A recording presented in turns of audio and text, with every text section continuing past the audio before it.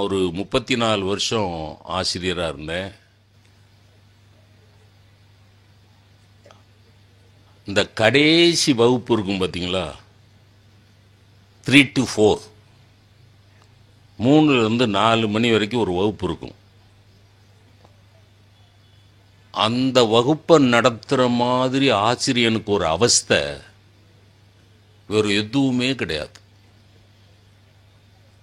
ஏன்னா அவ்வளவு களைச்சு போயிருமா. அவ்வளோ பேரும் 35 பேர் 40 பேர் காலையில் 10லேருந்து 3 மணி வரைக்கும் களைச்சு போயிருப்பான். அதுவும் நம்ம எஜுகேஷன் சிஸ்டம் எப்படின்னா, ஃபர்ஸ்ட் அவர் மேத்ஸும்மா,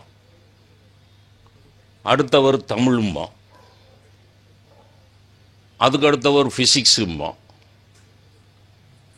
அதுக்கு அடுத்தவர் கெமிஸ்ட்ரிம்மா, 2 to 3, 3 to 4 இங்கிலீஷ் நான் போய் நடத்தணும். இதில் என்ன கொடுமைனா, கணக்கில் ஆரம்பித்து கெமிஸ்ட்ரி வரைக்கும் அவன் எங்கள் திருநெல்வேலி மாவட்டத்தில் சொல்கிறபடி சொன்னால் எச்சு போயிருப்பான். Completely tired, both physically and intellectually. இப்போ அவனுக்கு போய் நான் ஆக்டிவ் வாய்ஸ் பேசிவ் வாய்ஸ் நடத்தணும்.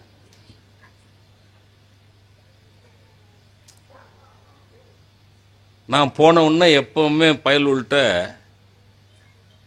இந்த விஷயம் உங்களுக்கு ஏற்கனவே தெரியுமாடான்னு ஒரு வார்த்தை கேட்டுக்குவேன். அது மாதிரி அன்னைக்கு போய்,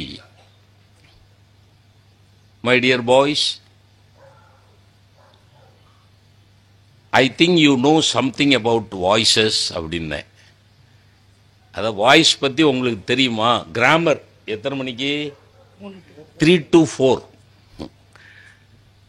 அவனே எச்சு போயிருக்கான், அவனுக்கு கிராமர் நடத்தணும். உனக்கு வாய்ஸ் பற்றி தெரியுமா அப்படின்னு. அவன் 35 பேரும் கையை இப்படி வரல உயர்த்தி அப்படின்ட்டான். சே, அப்போ நமக்கு வேலை ஈஸியாக போச்சு. ஏன்னா ஃபவுண்டேஷன் இருக்குல்ல, அடித்தளம் போட்டிருக்காங்க. நம்ம கட்டடத்தை தானே கட்டணும். எப்போவுமே ஒரு பில்டிங்கில் அடித்தளம் போடுறது தான் கஷ்டம். அப்புறம் கட்டட செங்கலை வச்சு பூசிக்கிட்டே போனோம்னா டக்கு டக்குன்னு சுவர் வந்துடும். அப்போ ஃபவுண்டேஷன் இருக்கு, நமக்கு வேலை ஈஸி அப்படின்னு நினச்சி, ஓகே ரகு அப்படின்னு. சார், நான் இப்போ ஒரு போர்டில் ஒரு சென்டென்ஸ் எழுதுறேன், என்ன எழுதுங்க சார். நான் என்ன வேணாம்னு நான் சொன்னேன். அதில் அவன் பக்கத்தில் இருக்க ஃப்ரெண்டு சொல்கிறான், வாங்குற சம்பளத்துக்கு இது கூட செய்யாட்டா எப்படின்னா. அதாவது அவன் நான் சாக் பீஸை வச்சு எழுதுறதுக்கு தான் சம்பளம் கொடுக்குறாங்கன்னு நினச்சிக்கிட்டு இருக்கான். அவனை இவர் சொன்னார் பாருங்க, படிப்பாளிகளை உருவாக்காதீர்கள், அறிவாளிகளை உருவாக்குங்கள்னு உதயச்சந்திரன் சொன்னார்ல. ஆனால் நம்ம சிலபஸில் அறிவாளிகளை உருவாக்கணுங்கிற நோக்கமே கிடையாது. நம்ம சிலபஸில் படிப்பாளிகளை உருவாக்குனா போதும், அதுதான் நம்ம சிலபஸ். எழுதவா அப்படின்னு. எழுதுங்க sir. Okay. A cat killed a rat. Okay, double okay sir. Read it. அவன் ரகு வாசிக்கிறான். A cat killed a rat அப்படின்னா. Come on, now change the voice அப்படின்னா. A cat killed a rat அப்படின்னா.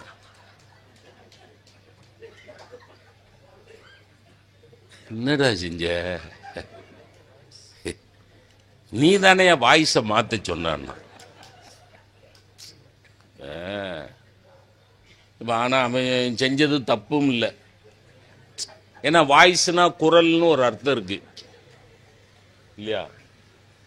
அப்போ சேஞ்ச் த வாய்ஸ் அப்படின்னு gate killed a rat அப்படின்னா. இப்போ இவன் உதயச்சந்திரன் அவர்களே, இவன் அறிவாளியா உருவாகிறது அப்புறம் பார்த்துக்குவோம். இவன் படிப்பாளியா கூட உருவாக மாட்டான். புரியுதா? வகுப்புல வந்து உட்கார்ந்து இருக்கிறவனெல்லாம் அறிவாளி ஆயிரம். இப்ப இந்த கூட்டத்தில் உட்கார்ந்து இருக்கிறவங்களெல்லாம் இங்க சொல்ற கருத்தை கேட்டு அப்படியே ஞான வெளிச்சத்தோடு போயிடுவாங்களா என்ன? எத்தனை பேர் பேசுறத கேட்கறாங்கிறதே கொஸ்டின். ஏன்னா சில பேர் சபையில் வந்து சும்மா உட்காந்துருப்பாங்க. ஏன்னா நம்ம ஊரில் ஒரு பழக்கம் என்னன்னா, விளக்கு போட்டு வந்து உட்காந்துருவாங்க. 4 இடத்துல சேர் போட்டு விளக்கு போட்டுட்டோன்னு வைங்க, வந்து உட்காந்துருவோம். அங்கே என்ன நடக்குது, எது நடக்குது, எதுக்காக நடக்குது, எதுக்காக ஒரு பேராசிரியர் வந்து இந்த முக்கிக்கிட்டு இருக்கான், எதுக்காக ஒரு எழுத்தாளர் வந்து அந்த சிறார் இலக்கியத்தை, அதை பற்றிலாம் கவலை. சும்மா உட்காந்துருந்தா இப்படியே பார்த்துக்கிட்டு பக்கத்தில் பேசிக்கிட்டு, இல்லைன்னா இந்த செல்ஃபோன் எல்லாரும் சொன்னாங்க, இந்த செல்ஃபோன் சனியை வந்த பிறகு நாசமாக போகிறது. அது வந்த பிறகு பெரிய ரோதனை. கோயம்புத்தூரில் ஒரு hall meeting sir, collector sir, ஒரு ஹால் மீட்டிங், ஒரு 50-60 பேர், ஹைலி எலைட் ஆடியன்ஸ், ரொம்ப பெரிய கண்ணியமான சபை. அதெல்லாம் ட்ரெஸ் எல்லாம் பார்த்தீங்கன்னா, அன்னைக்கு தான் நான் ஒரு முடிவுக்கு வந்தேன் சார். ட்ரெஸ்ஸுக்கும் பண்பாட்டுக்கும் சம்பந்தமே இல்லைங்கிற முடிவுக்கு அன்னைக்கு தான் வந்தேன். நல்லா ட்ரெஸ் பண்ணி இருக்கிறவங்கலாம் கல்ச்சர்டு பீப்புள் அப்படிங்கிற முடிவுக்கு வந்துடக்கூடாதுங்கிற முடிவுக்கு அன்னைக்கு தான் வந்தேன்.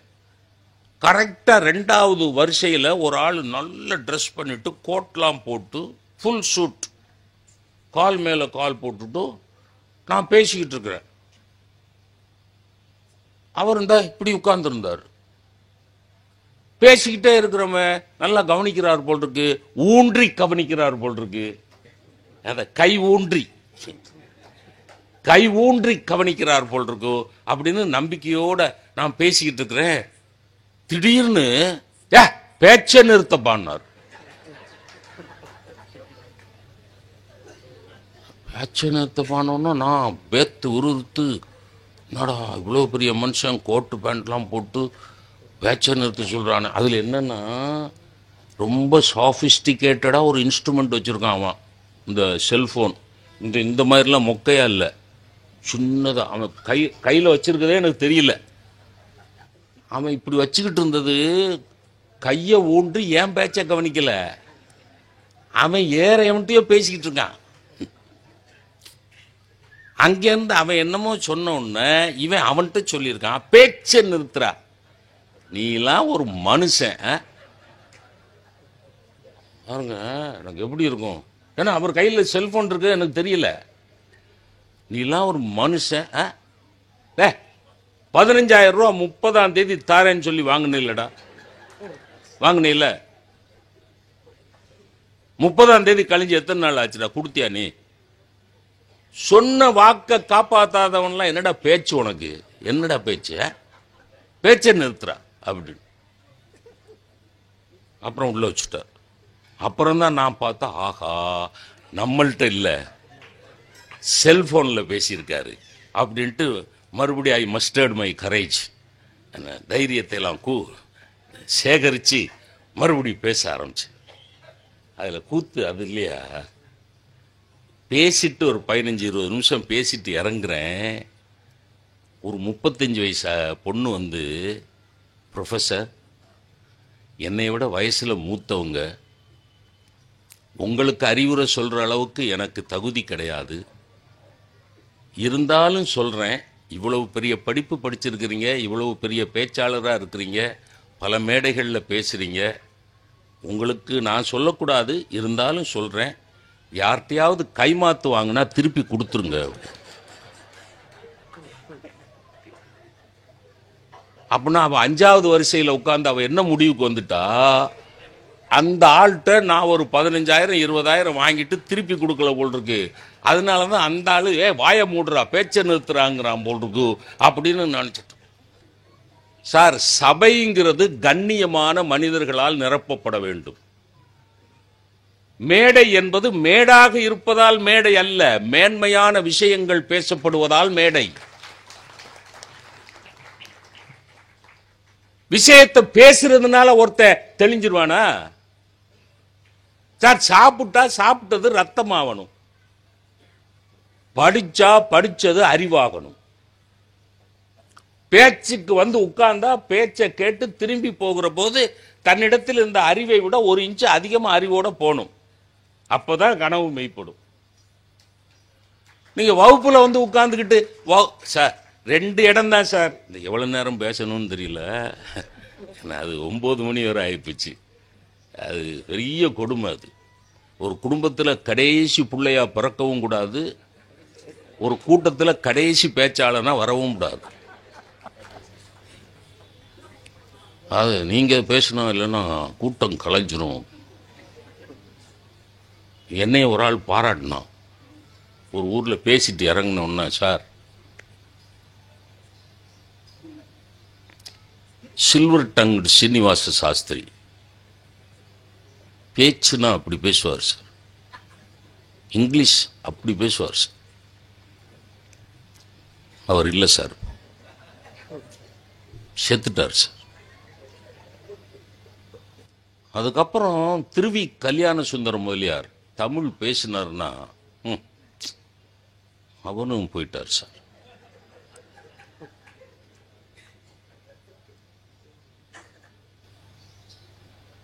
அதுக்கப்புறம் தேவனைய பாவானார், என்ன பேச்சு சார். அதுக்கப்புறம் அரசியலுக்கு வந்தீங்கன்னா அறிஞர் அண்ணா ஒரே குரல் மானோடோன், அதில் 3 மணி நேரம் கட்டி போடுவார் சார், அவரும் இல்லை சார். அப்புறம் கலைஞர் என்ன பேச்சு சார், அவரும் இல்லை சார். எனக்கு தெரிய அடுத்து நீங்க தான் சார். நாம என்ன சொல்றான் கழுதை, பாராட்டுறாளா இல்ல நமக்கு பாட கட்டுறாளா, என்ன சொல்றானே தெரியல. இல்ல அவங்க லெவல்ல வச்சு நம்மளை சொல்றானா யாரு, சில்வர் டங்டு சீனிவாச சாஸ்திரி, அறிஞர் அண்ணா, கலைஞர் கருணாநிதி லெவல்ல வச்சு நம்மளை பேசுறானா, இல்ல அவங்க முடிஞ்ச மாதிரி நீயும் முடிஞ்சிருவாங்கிறானா? சார் நம்ம நினைக்கிறதெல்லாம் கனவெல்லாம் மெய்ப்படாது சார். நம்ம நினைக்கிற சாப்பிட்டா, நான் மறுபடியும் சொல்றேன், சாப்பிட்டா ரத்தமாகணும், சாப்பிட்டா வாந்தி வந்ததுன்னா அந்த சாப்பாட்டால பிரயோஜனம் கிடையாது. சாப்பிட்டது உள்ள தேங்காம அப்படியே வெளியே வந்ததுன்னு வைங்க, அந்த சாப்பாட்டால என்ன பிரயோஜனம்? சாப்பிட்டா அது ரத்தமாகணும். அதே மாதிரி ஒரு புத்தகத்தை வாசிச்சா அது அறிவாகணும், புத்திசாலித்தனமாகணும். அது வெறும் படிப்புனால வராது. அதனாலதான் படிப்பு, டெக்ஸ்ட் புக்கு படிக்கிறது, மற்றது வாசிக்கிறது, ரெண்டுக்கு வித்தியாசம் இருக்கு. வாசிக்கிறது இந்த புத்தக வாசிப்பு தானே எல்லாரும் சொல்றீங்க. கனவு மெய்ப்பட வேணும் என்றால் வாசிக்கணும், அதுதான் மெயின் பாயிண்ட். எல்லாரும் புத்தகத்தோட பெருமையை சொன்னாங்க. மாவீரன் பகத்சிங்குக்கு 1/2 மணி நேரத்தில் தூக்கு, அப்ப புத்தகம் வாசிக்கிட்டு இருக்காரு சார். 1/2 மணி நேரத்தில் தூக்கு சார், பிரிட்டிஷ்காரன் தூக்குல போட போறான். அவருக்கு தெரியும் இன்னும் 1/2 மணி நேரத்தில் அவருக்கு தூக்குல போட போறாங்கன்னு தெரியும், புத்தகம் வாசிக்கிட்டு இருக்கார் சார் பகத்சிங். பெரியோர்களே, கற்றறிந்த சபை என்பதனால் உங்களுக்கு ஒன்று சொல்லுகிறேன், எதிரிகளை வெட்டி சாய்க்கிறவன் மட்டுமல்ல வீரன், அடுத்த 1/2 மணி நேரத்தில் தூக்கு என்று தெரிந்த பின்னாலும் புத்தகம் வாசித்துக் கொண்டிருக்கிறானே அவனும் வீரன் தான். நான் வாசிப்பேன், நான் வாசிப்பேன். இப்போ எனக்கு கடவுள் என் கனவு மெய்ப்பட்டுருச்சுன்னு வைங்களேன். என் கனவுல கடவுள் வந்து, ராமச்சந்திரா, யார் அது பேசுறது? அம்பாளா பேசுவது? அம்பாள் என்றைக்கடா பேசினாள்? நான் அவ புருஷன் பேசுறேன். கடவுள் காலத்தில் என்ன இன்னைக்கு தேதி என்ன? பிப்ரவரி 15. பிப்ரவரி 28 உன் கதை முடியுது. February 28 is the deadline, last day of your life. எத்தனாம் தேதி சொல்றாரு? 15ஆம் தேதி சொல்றாரு கனவுல. இன்னும் 13 நாள் இருக்கு. இவர் கணக்கா எண்ணிக்கிட்டே இருக்காரு. இவருக்கு இல்லைல்ல, கரெக்டா பதிவுள்ள இல்லை கலந்த முடிஞ்சிரு, எண்ணிக்கிட்டே இருக்காரு பாருங்க. எத்தனை நாள் இருக்குல்ல டக்குன்னு அடிக்கிறாரு. 13 நாள் இருக்கு, 13 நாள் இருக்கு. இப்போ 15ஆம் தேதி கனவுல வந்து சொல்லிட்டார், உன் கதை முடிய போறதுரா 28ஆம் தேதின்னு சொல்லிட்டா. இப்போ நம்ம மாவட்ட ஆட்சியர் எனக்கு ஃபோன் பண்றார், ராமநாதபுரத்தில் புத்தக திருவிழா நடக்கிறது, 19ஆம் தேதி தான் முடிகிறது, நீங்க 18ஆம் தேதி வந்து பேசணும். நான் என்ன சொல்லுவேன்?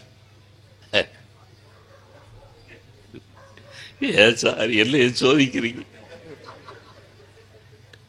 எனக்கு 28 பிக்ஸ் பண்ணிட்டாங்க சார். 28 பிக்ஸ் பண்ணல பிறகு 18 பேசுறதுக்கு எனக்கு எப்படி சார் தெம்பூர்?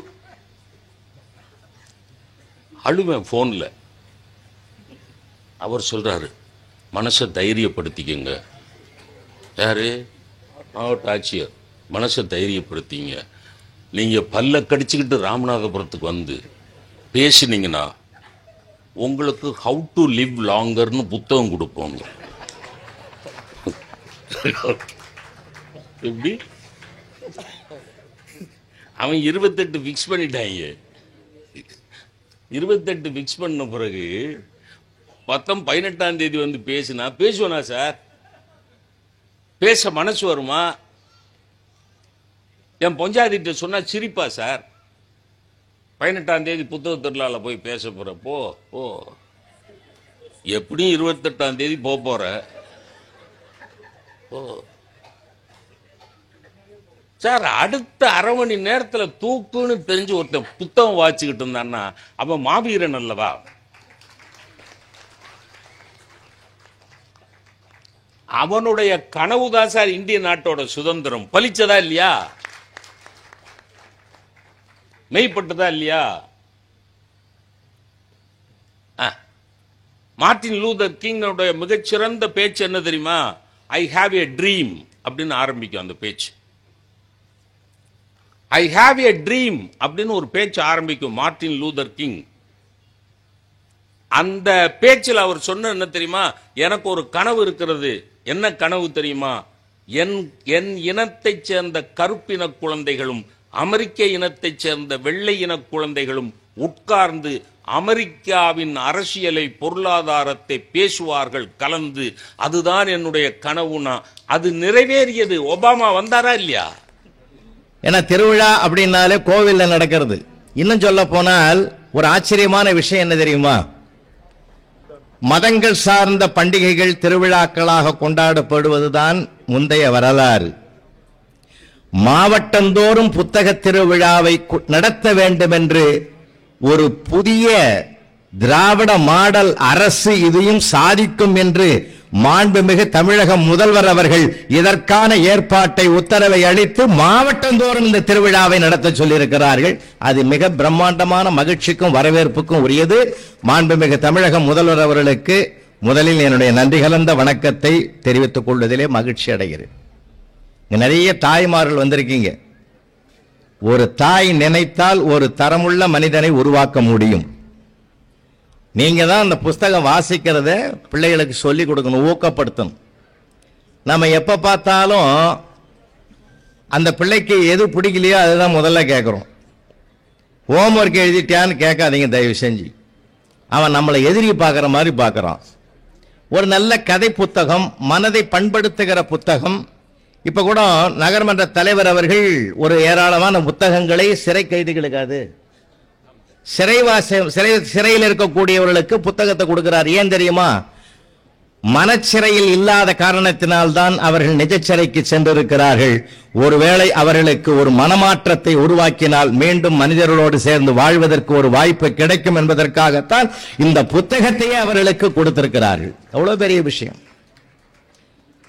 ஏன்னா நம்ம பெரியவங்களாம் சொல்லுவாங்க, ஒரு காலகட்டத்தில் பார்த்தீங்கன்னா தாத்தா பாட்டி எல்லாம் உட்கார்ந்து இருக்கும். ஒரு 75 வயசு தாத்தா பக்கத்தில் பாட்டி உட்கார்ந்து தாத்தா அவருடைய கிழிஞ்ச சட்டையை தைக்கிறதுக்கு ஊசியை நூலும் கோத்து போராடுது. ரொம்ப நேரமா போராடுது. அவர் நம்ம தாத்தா என்ன பண்ணாரு, என்ன பண்றேன்னாரு, உன் கிழிஞ்ச சட்டையை தைக்கிறது தாயோ இந்த பாடுபடுறேன்னு. ஆமா நீ கிழிச்ச போ அப்படின்னு வாங்கி நான் கோத்துக்கிற நூலுன்னு கையில வாங்கி போராடுறாரு 15 நிமிஷமா. பேர குழந்தை கேட்டான், தாத்தா என்ன செய்யறேன்னா, ஊசியில நூல் கோத்துங்கிறேன்டான்னாரு. இந்த ஜென்மத்துல நீ கோக்க மாட்டேன்னா. ஏண்டான்னாரு, ஊசி கீழே கிடக்குதியா, நீ வெறும் நூலை வச்சுக்கிட்டு தடுமாடி கிடக்குற அப்படின்னு. அப்படி ஒரு கொண்டாட்டமானது, ஒரு மகிழ்ச்சி ஒரு வீட்டுக்குள்ள இருக்கும். நண்பர்களே, அதிலிருந்து என்ன நாம தெரிஞ்சுக்கிறோம்னா, ஊசியும் நூலும் என்பது ஊசியின் ஒரு முனை கூர்மையாக இருக்கிறது, மறுபக்கம் துவாரம் இருக்கிறது. அந்த துவாரத்தை ஓட்டை என்றோ துவாரம் என்றோ தமிழன் சொல்லவில்லை, அதை கூட காது என்று சொன்னான். ஏன் தெரியுமா? அதில் நுழைவது நூலாக இருப்பதனால் அதற்கு காது என்று பெயர் வைத்தார். அது என்ன செய்கிறது? அந்த காதுக்குள் நுழைந்த நூல் கிழிந்த ஆடையை தைத்து ஒரு மனிதனுடைய மானத்தை காப்பாற்றுகிறது. மனிதர்களே, உங்களுக்கு இறைவன் 2 காதுகளை படைத்திருக்கிறான். ஏராளமான நூல்களின் கருத்துக்கள் உள்ளே சென்று ஜாதியால், மதத்தால், இனத்தால், மொழியால், எல்லையால் பிரிந்து கிடக்கிற இந்த சமுதாயத்தை ஒன்றாக பார்க்கக்கூடிய மனப்பக்குவத்தை நீ பெற வேண்டும் என்பதைத்தான் அந்த நூலும் ஊசியும் கற்பிப்பதாகவே நான் கருதுகிறேன். ஒரு மனிதனை புரட்டி, ஒரு புத்தகத்தை நம்ம என்ன பண்றோம், அப்படியே புரட்டுறோம்.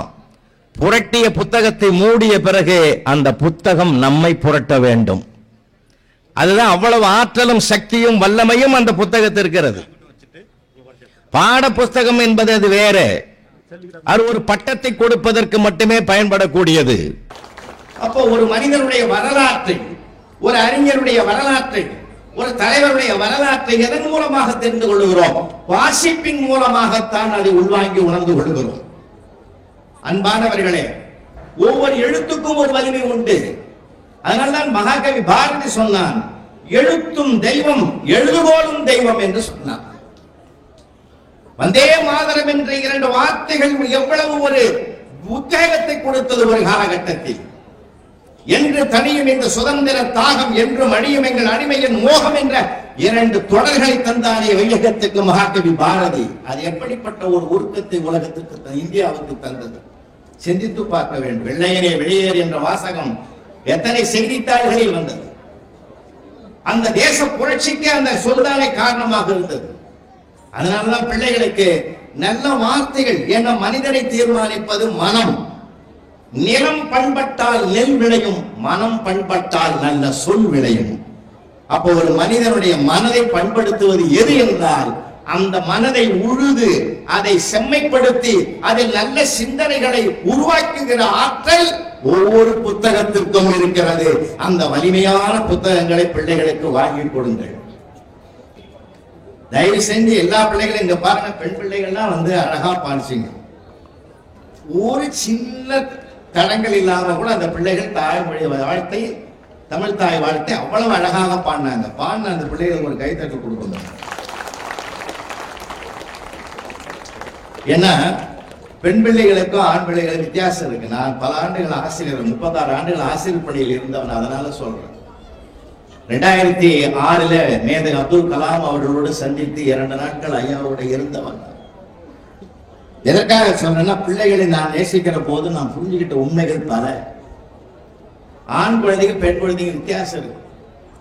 ஒரு கேள்விக்கு ஆன்சர் தெரிஞ்சாதான் ஒரு பெண் குழந்தை பதில் எழுதும். பதிலே தெரியாட்டாலும் பக்கம் பக்கமா எழுதுறோம். நம்ம ஆள் தான்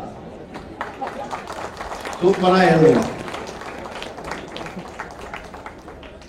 எனக்கே ஒரு கேள்விதான், பூகம்பம் எப்படி வரும்னு கேட்டிருந்தேன். மனசாட்சியுடைய பெண் பிள்ளைகள்லாம் எதையும் எழுதுல, எல்லாம் சாய்ஸ்ல விட்டுடுது. ஆனா அந்த பையன் எழுதணும், வானம் வெடித்து சிதறும், பூமி பிளக்கும், கடல் கொந்தளிக்கும், பெருக்கெடுத்து ஓடுகிற வெள்ளத்தில் எங்கள் தமிழையா முதலில் போய் விடுவார் எழுதணும். வேடிக்கையான பசங்க, விளையாட்டான பசங்க. அந்த எழுதுறதுல நான் ரொம்ப ரசிப்பேன், ரொம்ப ரொம்ப ரொம்ப ரசிப்பேன். அந்த பிள்ளைகளை நான் ரொம்ப பாராட்டுவேன். இங்க கணக்கு டீச்சர் கூட நீங்க எதை எழுதினாலும் படிங்க. இப்பெல்லாம் பிள்ளைகள் புதுமையை சிந்திக்கலாம். ரொம்ப ரொம்ப அழகா எழுதுறான். அந்த எழுதுற திறமையை கொடுங்க. பிற்காலத்தில் அவன் ஒரு கவிஞராக கவிதைகள் படைப்பான், சரித்திர நாவல்களை படைப்பான். கதைகளின் புதினத்தின் மூலமாக இந்த புத்தகத்தை உருவாக்க வேண்டும் என்று முயற்சி செய்வான். எழுத வைங்க, அதை ரசிங்க. நீங்க ஆச்சரியப்படுவீங்க. சார், என்னுடைய 7ஆம் கிளாஸ் பையன் ஒருத்தர் எழுதுறான் சார், சுசுகி ஹைவேஸ்ல பறக்குது, அதை முந்தனோடு யமஹா பறக்குது. இத ரெண்டையும் நாமும் பார்க்கிறோம். இன்னும் வேகமா போறான்னு தான் நாம சொல்றோம். ஆனா பையன் அது என்னமா பார்த்தான் பாத்தீங்களா? சுசுகிக்கும் யமஹாவுக்கும் போட்டி, ஜெயித்தது ஆம்புலன்ஸ். சார், நீங்க இதை விட என்ன சார் சிந்தனை கொடுக்க முடியும்? ரொம்ப அழகு சார், ரொம்ப ரொம்ப ரசிச்சவனே. செய்த பாவங்களை தொலைக்க நதிகளில் மூழ்கினோம், நதிகளை தொலைத்த பாவத்தை எங்கே மூழ்கி தீர்ப்பது? இதை விட ஒரு சிந்தனை, சமுதாய சிந்தனை எப்படி வர முடியும்? தயவு செஞ்சு பிள்ளைகளுடைய பொது ஞானத்துக்கு ஒரு வாய்ப்பு கொடுங்க, படிக்க சொல்லுங்க. அதே சமயத்தில் அவனுடைய மனசுக்குள்ளே என்ன இருக்குதுன்னு பாருங்க. மனசுக்குள்ள என்ன இருக்கு? எங்க ஆசிரியர்கள் அப்படிதான் சார் எங்களை நடத்தினாங்க. அவனுடைய பார்வையில நாங்கள் படித்த பல படிப்பினைகளை புரிந்து கொண்டோம். ஏன்னா சில சமயங்கள்ல சுவாமி விவேகானந்தருடைய தேசபக்தி சிந்தனைகளை எல்லாம் நான் பலமுறை உள்வாங்கிக் கொண்டதனால்தான் இந்திய தேச விடுதலைக்கே நான் தலைமையேற்றேன் என்று மகாத்மா காந்தியடிகள் சத்திய சோதனையில் எழுதி இருக்கிறார் என்றால் எப்படிப்பட்ட ஆற்றல் வாய்ந்த வார்த்தைகளை அந்த புத்தகத்தில் அவர் பதிவு செய்திருப்பார் என்று சிந்தித்து பார்க்க வேண்டும். ஏன்னா எழுத்துக்களுக்கு அவ்வளவு வலிமை இருக்கு. காலம் எழுத்தாளனை கொல்லும், காலம் எழுத்தாளனை கொல்லும். ஆனால் எழுத்தாளனின் எழுத்துக்களோ காலத்தை கொண்டு ஜெயித்து நிற்கும். இதுதான் எழுத்துக்கு இருக்கக்கூடிய ஒரு உயர்ந்த சிறப்பு. 2000 வருஷத்துக்கு முன்னாடி இருந்தார் சார் திருவள்ளுவர். அதுக்கு அவர் கருப்பா சிவப்பா உயரமா குள்ளமா யாருக்கு தெரியும்? யாருக்கு தெரியாது. ஆனால் அவர் எழுதி வைத்த 1330 குறட்பாக்களும் உலக மக்களுக்கே வழிகாட்டுகிற வாழ்வியல் நூலாக இன்றைக்கு இருந்து அவருடைய பெயரை வாழ வைத்துக் கொண்டிருக்கிறது என்றால் அதுதான் படைப்பாளனுக்கு கிடைக்கிற மிகப்பெரிய அற்புதம். இன்னும் சொல்ல போனால் ஒவ்வொரு நூலை படைக்கிற ஒவ்வொரு நூல் படைப்பாளனும் இறைவனுக்கு சமமானவர்கள். நான் வணங்குகிற அற்புதமான மிகப்பெரிய கவிஞர் கவிக்கோ அப்துல் ரஹ்மான் அவர்களுடைய கவிதைகளை எல்லாம், உருது மொழியில இருந்த கவிதைகளை எல்லாம் உள்வாங்கி உணர்வுபூர்வமாக தமிழுக்கு கொடையாக தந்த பெருமகனார் அவர். அப்படிப்பட்ட ஒரு நிறைய நூல்களை வாங்கி கொடுங்க, சிறந்த சிந்தனைகளை வளர்க்கக்கூடிய நூல்களை வாங்கி கொடுங்க.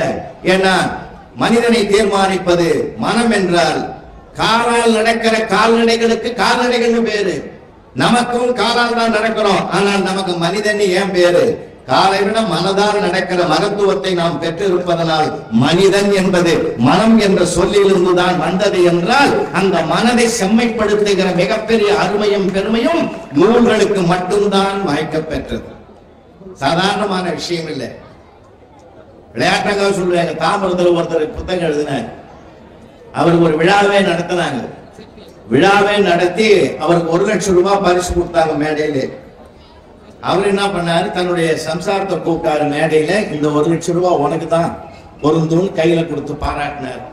அந்த அம்மாவுக்கு கைகாலாம் நடக்குது. வீட்டுக்கு வந்தது, ஏயா திடீர்னு என்ன கூப்பிட்டு அந்த 1 லட்சம் ரூபாய் உனக்கு தான் சொல்லி என்கிட்ட கொடுத்தியே, அந்த புத்தகத்துக்கு பேர் கூட எனக்கு தெரியாது, யாராவது கேள்வி கேட்டிருந்தா நான் என்ன பதில் சொல்றது, இந்த மாதிரி ஒரு இக்கட்டில நான் மாட்டி விட்டுட்டேன். அவர் சிரிச்சுக்கிட்டே சொன்னாரு, எழுத்தாளரு, அந்த நூல் வர்றதுக்கு காரணமே நீதாமா. நீ என்கிட்ட போச்சுக்கிட்டு உங்க அம்மா வீட்டுக்கு போயிருந்தில்ல 3 மாசம், அப்ப எழுதின புஸ்தகம் அது. ஆனா எதுக்காகன்னா ஒரு நெருக்கடியில கூட அந்த மனுஷன் நிமிர்ந்து நின்று உலகத்துக்கு ஒரு புத்தக படையலை கொடுத்திருக்கிறான்னா புத்தகம் எழுதுறது லேசான விஷயம் இல்லை சார், அது ஒரு சுக பிரசவம். ஒவ்வொரு எழுத்தாளனுக்கும் ஒரு சுக பிரசவம் அந்த புத்தகம் எழுதுறது. அந்த புத்தகத்தை பாருங்க, நீங்க அந்த புத்தகங்களுள்ள பார்த்திருப்பீங்க, அத்தனை புத்தகங்களும் உங்களை பார்த்தது. நான் இப்படி பார்க்கிறேன், ஒவ்வொரு புத்தகம் ஒரு குழந்தைக்கு சமமானது. என்னை யாராவது கையில் எடுப்பார்களா என்று ஏங்குகிற குழந்தையை போல் அங்கே அடுக்கி வைக்கப்பட்டிருக்கிறது என்றால் அந்த குழந்தையை கையில் எடுப்பதற்கு நீங்கள் தயங்காதீர்கள். அந்த குழந்தையை நீங்கள் கையில் எடுத்தால் உங்களை உயரத்துக்கு கொண்டு வரும். இன்னும் சொல்ல போனால் புத்தகத்தை நாம் தலைகுனிந்து படிக்கிறோம். தலைகுனிந்து படிக்கிறவர்களை எல்லாம் உலகம் தலைநிமிர வைப்பதுதான் வரலாறாக இருக்கிறது என்றால் புத்தகம் அப்படி. இன்னொன்னு பாருங்க, இந்த புத்தகத்தை எப்படி விரிங்க, அப்படி மூடி இருக்கிற புத்தகத்தை அப்படி விரிச்சீங்கன்னா ஒரு பறவையின் சிறகுகளைப் போல இருக்க வேண்டும். நம்முடைய மனம் அதில் லயித்து போய்விட்டால் எந்த அளவுக்கு உயரத்துக்கு போக முடியுமோ அந்த அளவுக்கு நம்மை உயரத்துக்கு கொண்டு போகிற வல்லமை அந்த வாசகங்களுக்கு உள்ளே இருக்கிற வலிமையை நாம் பார்க்கலாம். நிறைய படிங்க. அது மட்டும் இல்ல, எங்க இருக்கிற பிள்ளைகளுக்கு எல்லாம் நான் சொல்றேன், நிறைய படிக்கிறது மட்டும் இல்ல, நிறைய குறிப்பிடுங்க. அந்த குறிப்புகளுக்கு ஆரம்ப காலத்துல படிக்கிறது வேற, போக போக படிக்கிறது நமக்கு இன்னொரு சிந்தனையை உருவாக்கி தரும். எண்ணம் சொல்லாகிறது, சொல் செயலாகிறது. அப்போ நம்முடைய எண்ணங்கள் எப்பொழுதும் தூய்மையுடையதாக இருக்கணும். இன்னும் சொல்ல போனால் வெள்ளத்தனைய மலர்நீட்ட மாந்தர்கள் உள்ளத்தனையது உயர்வுள்ள. நம்முடைய மனம் எந்த அளவுக்கு உயர்வை நோக்கி போகிறதோ அந்த அளவுக்கு தான் நம்ம இந்த உயரத்தை எட்ட முடியும், சிகரத்தை தொட முடியும் என்றால் புத்தகம் அதற்கு பெருந்துணை செய்யும். நிறைய அறிஞருடைய புத்தகங்களை வாங்குங்க. உலக வரலாற்றில் என்ன தெரியுமா, 2 பெரியவர்கள் உள்ளே நுழைந்து அவர்கள் வாசிக்கிற வரையில் அந்த நூலகம் திறந்திருக்கும். அவர்களாக வாசித்து முடித்துவிட்டு புறப்படுகிற பிறகுதான் அந்த நூலகமே மூடப்படும். அந்த சரித்திர சாதனையை படைத்தவர்கள் வடக்கே அண்ணல் அம்பேத்கர் அவர்கள், தெற்கே பேரறிஞர் அண்ணா அவர்கள். 2 அறிஞர்களும் உள்ள நுழைந்தால் அவர்கள் படித்து முடிக்கிற வரையில் அந்த நூலகம் திறந்திருக்கும். உங்களுக்கு வரலாறுகளை நிறைய பேர் சொல்லி இருப்பார். பகத்சிங் கூட சிறையில் இருக்கிற போது தனக்கு இட்ட தூக்கு தண்டனையை கொஞ்ச நேரம் தள்ளி வைத்து சொன்னான். ஏன் என்று கேட்டார்கள். காவல்துறை அதிகாரி ஜெயிலர் கேட்டார், நான் படித்துக் கொண்டிருக்கிற நூலில் இன்னும் சில பக்கங்கள் இருக்கிறது, அது முடிகிற வரையில் எனக்கு அந்த வாய்ப்பை கொடுங்கள் என்று கேட்டார் என்றால், மரணத்தை தழுவுகிற நேரத்தில் கூட மனதை தொடுகிற நூல் தான் முக்கியம் என்று அதை கருதினான் என்றால், இந்த வரலாறு நம்மை எல்லாம் படிக்க தூண்டுகிற வரலாறு. நிறைய பிள்ளைகளுக்கு படிக்க வைங்க, மகிழ்ச்சியா இருக்கட்டும். இன்னும் பாட புத்தகத்தை மட்டும் படிச்சுட்டா போதும் நினைக்காதீங்க. நான் ஒரு சின்ன உதாரணம் சொல்றேன். நம்ம வீட்டுல போர் போட்டிருக்கோம், போர் ஏர்லாக் ஆகி போச்சு, இறக்கல உடனே என்ன பண்றான், ஏர்லாக் எடுத்துட்டு ஒரு 5 வாளி தண்ணியும் ஊத்துறோம் இல்ல. அப்புறம் நீங்க ஸ்டார்ட் பண்றீங்க, போர்ஸா இருக்குது, ஊத்துன 5 வாளி தண்ணி மட்டும் வெளியில வர்றதில்லை, ஏற்கனவே ஊறி கிடக்கிற தண்ணீரும் வெளியிலே வருகிறது என்றால் இந்த 5 சப்ஜெக்ட் ஏற்கனவே உள்ளத்தில் ஊறி கிடக்கிற அறிவுபூர்வமான செய்திகளை வெளியிலே கொண்டு வருவதற்கு ஒரு வாய்ப்பை கொடுக்குமே தவிர அதுவே அறிவாக.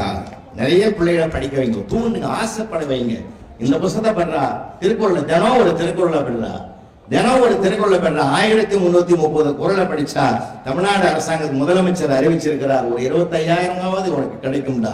பொருளும் கிடைக்கக்கூடிய வாழ்க்கையில் கிடைக்கும், பொருளும் கிடைக்கும்டா. அந்த அளவுக்கு இருக்கிறது ஒரு நூலினுடைய மகத்துவம், பெருமை என்றால். இந்த தேசத்தில் வந்த சங்க இலக்கியங்கள், இடைக்கால இலக்கியங்கள், இதிகாச கால காவியங்கள் எல்லாம் சாதாரணமானவா அல்ல, சரித்திரத்தை உருவாக்கி தரக்கூடியவை. அதனாலதான் பெரிய பெரிய வரலாறுகளை 2 சொற்களாலேயே அந்த உலகத்தை ஆண்ட பெருமை நமக்கு இருக்கு. அப்படிப்பட்ட இன்னும் சொல்ல போனால் ராமேஸ்வரம் தந்த மிகப்பெரிய பெரும் செல்வம் தானே மேதகு அப்துல் கலாம் என்கிற மிகப்பெரிய விஞ்ஞானி இல்லையா? அவர் பெற்றதனால இந்த பாரத பூமி பெருமை பெற்ற ஒரு மண்ணாக மாறியது என்றால் காரணம் என்ன? அவர் மிகப்பெரிய அறிஞராக விளங்கினார். நல்ல பிள்ளைகள் படிங்க, நிறைய படிங்க. புத்தகத்தை தாண்டி புத்தியை கூர்மைப்படுத்துகிற மிகச்சிறந்த வல்லமை பொருந்திய நூல்களை எல்லாம் படிங்க. ஏன்னா திறமை வேறு, புத்திசாலித்தனம் வேறு. திறமை வேற, புத்திசாலித்தனம் வேற. ஏன்னா நிறைய புத்திசாலித்தனமான பிள்ளைகள் நிறைய பேர் இருக்கான். ஆனா இப்போ இருக்கிற பிரில்லியண்டான பசங்களுக்கு ஊக்கப்படுத்துங்க, அவனை இன்னும் கொஞ்சம் உற்சாகப்படுத்துங்க. இன்னும் சொல்ல போனா சேட்டை பண்ற பிள்ளைகளுக்கு தான் நிறைய திறமை இருக்கும், நிறைய டேலண்ட் இருக்கும். அவங்களை மடைமாற்றம் செய்து வாசிக்க வைங்க, நிச்சயமாக அவன் மிகப்பெரிய அறிஞனாக பிற்காலத்தில் ஜொலிப்பான். பள்ளிக்கூடம் போன ஒரே நாள் தானே போனான் ஒரு பிள்ளை, ஆனால் உலகத்துக்கு வெளிச்சம் தருகிற விஞ்ஞானியாக உருவாக்கியது யார்? அவங்க அம்மா தாமஸ் ஆல்வா எடிசனுடைய வரலாறு சாதாரண வரலாறு அல்ல. நீங்க தாய்மார்கள் நினைச்சா போதும். உண்மையிலே சொல்றேன், பிள்ளைகளை படிக்க வைக்க ஊக்கப்படுத்துங்க, சந்தோஷப்படுத்துங்க, அவனுடைய அறிவை பாராட்டுங்க. பாராட்டுகிற அந்த பாராட்டு தான் அவரை பண்படுத்தும். இந்த தகவல் உங்களுக்கு பிடிச்சிருந்தா லைக் பண்ணுங்க, உங்க ஃப்ரெண்ட்ஸுக்கு ஷேர் பண்ணுங்க, மறக்காம எங்க சேனலுக்கு சப்ஸ்கிரைப் பண்ணுங்க.